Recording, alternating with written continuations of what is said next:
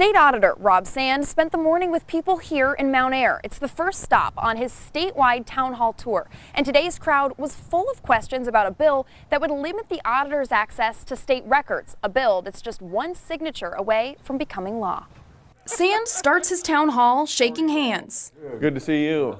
Then gets right in to fielding questions. So who initiated the bill? Was it the governor? Was it the legislature? With Iowans eager to know more about a bill Sand calls Fundamentally irresponsible, absolutely an invitation to corruption. Sand says he's held press conferences, met with lawmakers, gathered letters from bipartisan leaders across the country, all trying to stop a bill that would limit his access to state records.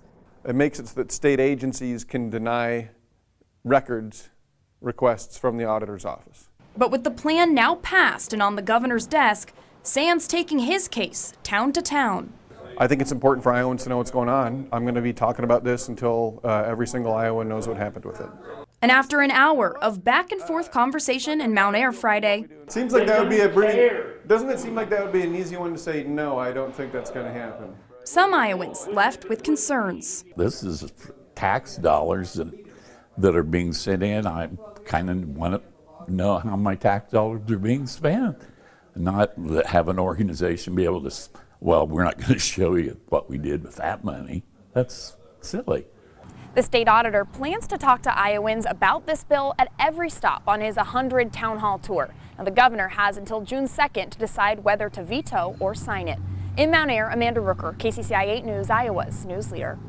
The governor's office did not answer KCCI's request about whether the governor plans to sign that bill, but Reynolds did tell reporters earlier this month that she feels confident in the debate that took place.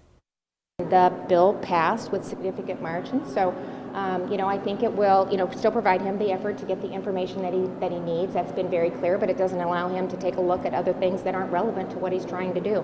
So I'm confident about that. The governor has until June 2nd to sign that bill.